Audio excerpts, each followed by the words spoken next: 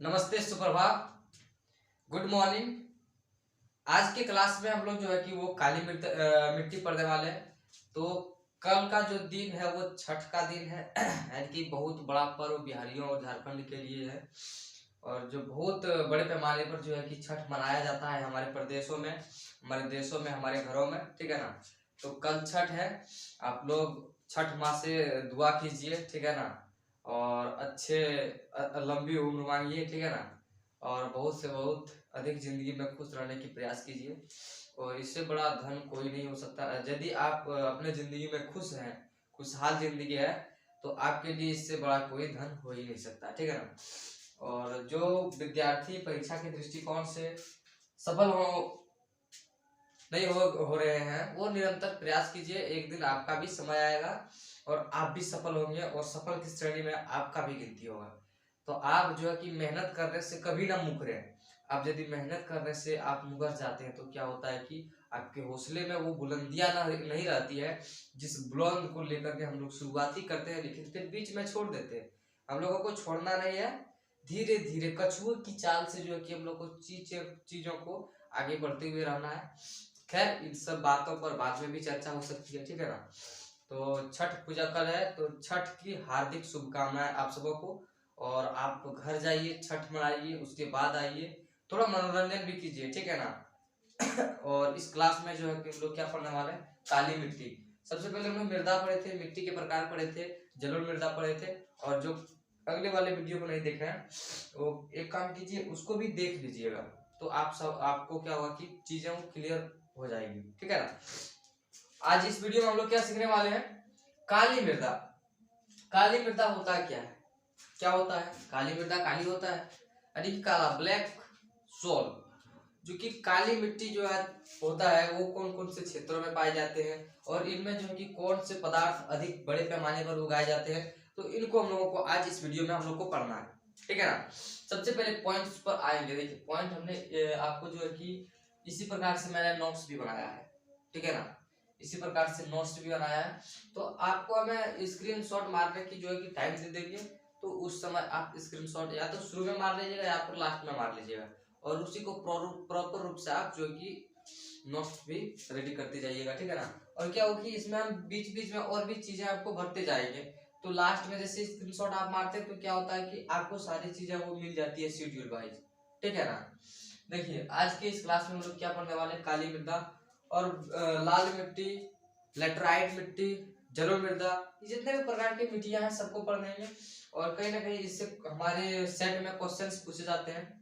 देखिए, छठ माँ का अभी भी जो है कि साउंड लगा हुआ है, छठ पूजा का भी चारों तरफ अभी गीत आजन बाजन चल रहा है, ठीक है ना। तो उसको भी हम लोग को ध्यान में रखते हुए चलना है। हम बिहारियों झारखंडियों के लिए क्या है कि बहुत बड़ा पर्व है छठ, ठीक है ना। सबसे पहले देखेंगे निर्माण। काली मिट्टी का जो है कि निर्माण किससे होता है, किससे होता है?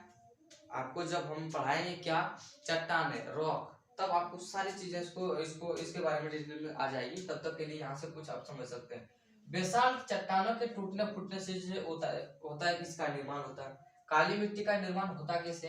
बेसाल्ट चट्टाने कहाँ से पड़ेंगे, तो जब हम लोग चट्टाने पढ़ेंगे, अग्नेय चट्टाने, आंतरिक चट्टाने, जो है कि इस प्रकार की चट्टानों को हमने पिछले वीडियो में डाल दिया, लेकिन प्रेस करके आपको एक बार और पढ़ाएंगे, ठीक है ना।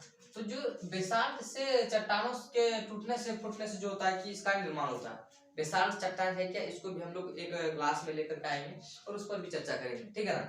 तो जो कि बेसाल्ट चट्टानों के टूटने फूटने से इसका निर्माण होता है कि इसका काली मिट्टी का। नेक्स्ट हमारे जो कि पाए जाने वाले तत्व, इसमें कौन कौन से तथ्य पाए जाते हैं जो कि प्रचुर मात्रा में पाए जाते हैं, अधिक इसमें क्या होता है। तो आपसे जैसे एग्जाम में पूछा जाए कि काली मिट्टी में कौन सा तथ्य पाया जाता है, मतलब जिससे पूछा जाए कि आपको इस प्रकार से पूछा जाता है, पहले आप पॉइंट्स को समझ लीजिए, उसके बाद आपको क्वेश्चंस भी दूंगा मैं। देखिए, पाए जाने वाले तत्व है क्या, आयरन, चूना, एल्यूमिनियम, मैग्नीशियम की प्रचुर मात्रा पाई जाती है।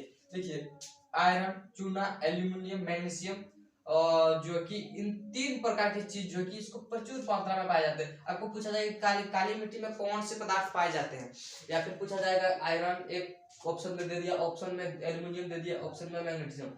आपको जीडी वाले एग्जाम में जब जाते हैं तो आपको बहुत पूछा जाता है, एसएससी वाले एग्जाम में जाते हैं तो 5-6 बार पूछा गया है कि एल्युमिनियम कौन सी मिट्टी में पाई जाती है, एल्युमिनियम कौन सी मिट्टी में अधिकतर प्रचुर मात्रा में पाई जाती है। तो क्या है कि काली मिट्टी में जो है कि एल्युमिनियम की मात्रा प्रचुर होती है। आप समझते हुए चलिएगा बातों को, जो कि एल्युमिनियम में जो कि वो क्या काली मिट्टी में एल्युमिनियम की प्रचुर मात्रा पाई जाती है और एल्युमिनियम का जो कि खदान जो कि वहां से आपको मिल सकता है, ठीक है ना। नेक्स्ट हम लोग चलेंगे काले रंग होने के कारण। अच्छा बताइए काला रंग होने का कारण क्या है। आप तो इसका निर्माण तो देख लिए कि बेसाल्ट से होता है, लेकिन इसका रंग काला क्यों पड़ा, काली मिट्टी का रंग जो है कि काला क्यों पड़ा, तो इसको देखेंगे।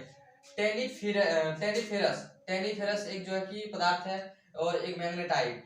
मैग्नेटाइट जो है कि एक भी पदार्थ है, जो दोनों की मात्रा होने के कारण, इसमें बहुलता होने के कारण, और जीवाश्म, जीवाश्म क्या होता है, जीवों का अंश। जैसे हम लोग देखते हैं कि जीवों का अंश, जैसे हम लोग क्या मान लेते हैं, जैसे पेड़ पौधे का वो भी तो जीव हुआ ना, सजीव हुआ ना, तो या फिर मरे सड़े गले पदार्थ, ये सारे चीजों जो है कि उसको रंग काला कर देता है, जिसके कारण जो है कि इसमें प्रचुर मात्रा में पाया जाता है, बहुलता के कारण होता है। किसके बहुलता के कारण, क्योंकि जीवांश के। और आपको जो है कि काले रंग सॉरी मिट्टी का काले रंग होने का कारण यदि पूछा जाए तो टिटेनिफेरस जो है कि आपको बहुत देखने को मिलेगा, मैग्नेटाइट भी जो बहुत आपको देखने को मिलेगा।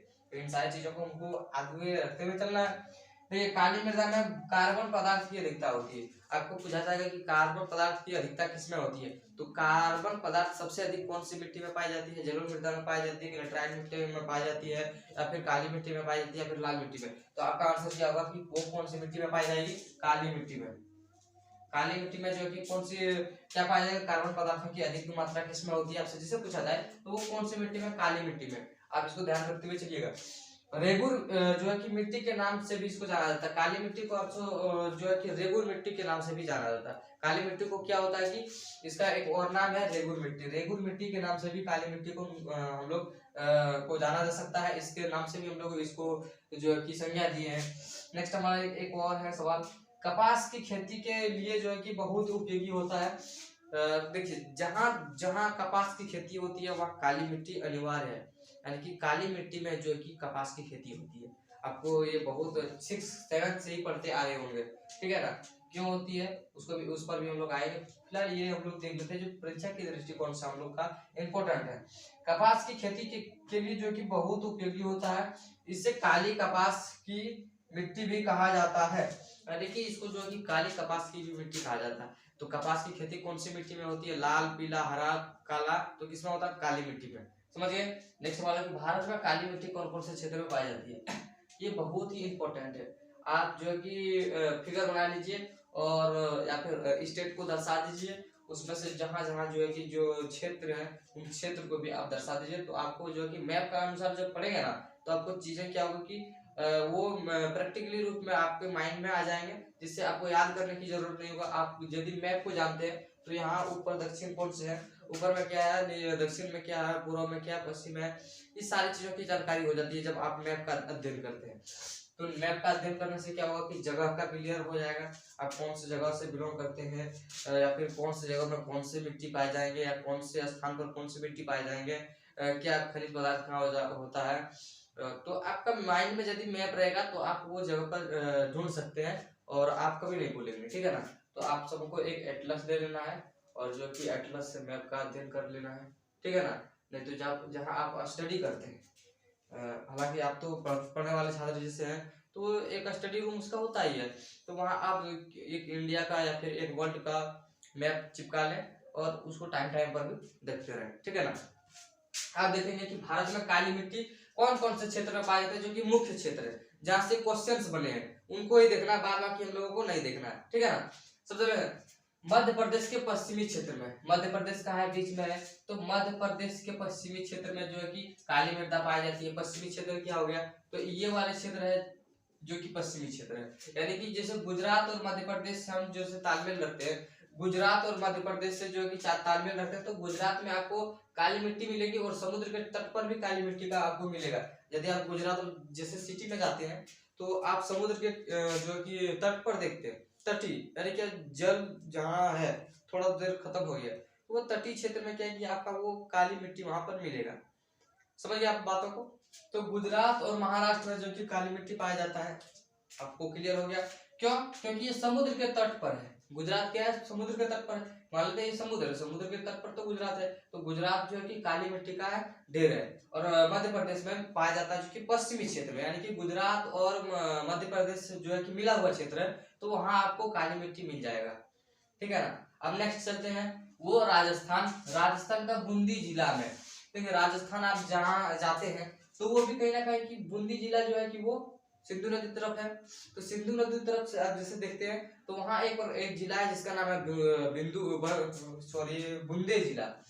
बूंदी जिला जो है कि वहां पर काली मिट्टी पाई जाती है। आपको पूछा जाए कि राजस्थान के किस जिले में काली मिट्टी पाई जाती है, तो राजस्थान के बूंदी जिले में जो है कि काली मिट्टी पाई जाती है। कौन से जिले में? बूंदी जिले में काली मिट्टी पाई जाती है। कौन से, जिससे आपको स्टेट में पूछा जाए कि राजस्थान के कौन से जिले में काली मिट्टी पाई जाती है, तो वो बूंदी जिले में पाई जाती है। नेक्स्ट हम लोग चलेंगे, वो कौन सा? महाराष्ट्र। देखिए जितने भी समुद्र के तट वाले क्षेत्र हैं वहां काली मिट्टी आपको पाई जाएगी। या आप जो कि यहाँ से भी देख सकते हैं, इस प्रकार से मान लगा सकते हैं कि जो भी समुद्र के तट वाले क्षेत्र है वहां अधिकांश जो कि काली मिट्टी पाया जाता है। तो महाराष्ट्र जो है कि वो भी तटीय क्षेत्र है, तो वहां भी क्या है कि काली मिट्टी पाई जाती है। नेक्स्ट चलेंगे हम लोग कर्नाटक, वो भी जो कि समुद्र तट के क्षेत्र पर है, तो वहां भी काली मिट्टी पाई जाती है। और उसके बाद कर्नाटक के उत्तरी क्षेत्र में, उत्तरी क्षेत्र यानी कि इस वाले क्षेत्र में पाए जाते होंगे, इस वाले क्षेत्र में जो कि काली मिट्टी का पाए जाते हैं। नेक्स्ट हम लोग आएंगे, तो नेक्स्ट क्या है? तमिलनाडु के उत्तरी जिले में, तमिलनाडु के उत्तरी जिले में यानी कि ये वाले क्षेत्र में जो है कि वो जो है कि तमिलनाडु के उत्तरी जिले में जो है कि वो काली मिट्टी का पाए जाते हैं। ठीक है ना? उसके बाद देखेंगे आंध्र प्रदेश। आंध्र प्रदेश के दक्षिण वाले क्षेत्र में, यानी कि ये वाले क्षेत्र में, दक्षिण क्षेत्र के समुद्री तथा तटीय क्षेत्र में जो है कि इसके तटीय क्षेत्र में, यानी कि ये वाले क्षेत्र में भी जो कि काली मिट्टी का निर्माण हुआ है। यहाँ भी बेसाल्ट के चट्टानों के टूटने से जो कि यहाँ चट्टान होगा कभी नहीं कभी, जिसके कारण काली मिट्टी का निर्माण यहाँ हुआ है। समझ गए आप लोग? उसके बाद एक और है ओडिशा। ओडिशा के दक्षिण क्षेत्र में, यानी कि उड़ीसा जो है कि झारखंड उड़ीसा जो सटा हुआ है, तो उसके दक्षिण क्षेत्र में जो कि काली मिट्टी पाए जाते हैं। ठीक है ना? आप यहाँ से भी देख सकते हैं। तो इतने क्षेत्र में जो कि वो काली मिट्टी पाए जाते हैं भारत में, जो कि मुख्य है, जहाँ से क्वेश्चंस आपका बनता है, जहाँ से आप जो है कि प्रॉपर रूप से आप पढ़ सकते हैं, और यहीं से क्वेश्चंस बनता है। इससे अलावा और जो है कि छोटे छोटे पॉइंट्स पर नहीं जाते हैं काली मिट्टी में, और इतना इंपॉर्टेंट नहीं होता है, लेकिन इसको भी हम लोगों को करते हुए चलना है। ठीक है ना? अब एक और सवाल है हमारे पास, कपास के अलावा जो कि गेहूं, जवार, मक्का और जिससे हम लोग अन्य फसल उगाते हैं, तो ये सब भी वहां पर जो है कि अन्य फसल उगा सकते हैं। जैसे आपका ज्वार हो गया, गेहूं, चावल, धान, मक्का इत्यादि जो कि ये सब भी वहां पर उगा सकते हैं, इसमें कोई प्रॉब्लम नहीं है, और ये भी बड़े पैमाने पर उगाए जाते हैं। ठीक है ना? तो हमने आज के क्लास में जो कि काली मिट्टी पढ़े हैं। नेक्स्ट क्लास में हम लोग लाल मिट्टी पढ़ेंगे, उसके बाद लेटराइट मिट्टी पढ़ेंगे। तो छोटा छोटा क्लास देंगे तो आपको भी बोरिंग फील नहीं होगा, आप भी सोचेंगे। जैसे पढ़ते पढ़ते स्टूडेंट क्या होता है कि उसको नींद आने लगता है, हम लोग के साथ भी हुआ है, हम लोग भी स्टूडेंट ही है, तो हम लोग भी पढ़ते हैं, तो पढ़ते पढ़ते क्या होता है कि नींद लगने लगता है। और छोटा क्लास जैसे ही देखते हैं हम लोग, 15 मिनट का फट से इसको देखें, 14 मिनट का फट से, अब जैसे दे दिया काली मिट्टी पर 1 घंटा का क्लास, वो क्लास करने में हम लोग को कोई इंजॉयमेंट नहीं होता है, उसको हम लोग भी पढ़ देते हैं, अच्छा नहीं लग रहा है, खाली हवा में जा रहा है। तो सिर्फ पॉइंट्स को हम लोग को देखना है और पॉइंट्स को पढ़ना है, बस इसके अलावा कुछ नहीं करना है। जो आपको इसको पढ़ना है बस, उसके बाद सेट को लगाना है। ठीक है ना? यदि आपको सेट में इससे क्वेश्चंस नहीं मिले, आप कमेंट करके हमको बताएं। ठीक है ना? नहीं मिले तब, और मिल जाए तो फिर भी बताइएगा। ठीक है ना? और छठ जो कल है, आप छठ में बहुत मस्ती कीजिए, घर जाइए, घर से आइए और फिर पढ़ाई को रेगुलर कीजिए। आप रूममेट वाले जो लड़के होते हैं वो क्या होता है कि घर जाने का उसको बहुत बड़ा शौक होता है, सोचता घर जाएंगे, ये करेंगे, वो करेंगे, लेकिन बेचारा वो घर भी जाता है और उतना काम भी करता है, डांट भी खाता है वही। ठीक है ना? ये सारी चीजों को, परेशानियों को देखते हुए, समझते हुए, आपको कुछ प्रॉफिट इससे नहीं हो रहा है घर जाकर, तो घर मत जाइए, यहीं से पढ़ाई कीजिए। मम्मी पापा को बोल दीजिए जब नौकरी लेंगे तब जाएंगे। ठीक है ना? तो तब तक के लिए धन्यवाद, मिलते हैं अगली क्लास में। ठीक है? अगली क्लास में हमारा क्या होगा? लाल मिट्टी होगा। जय हिंद, जय भारत।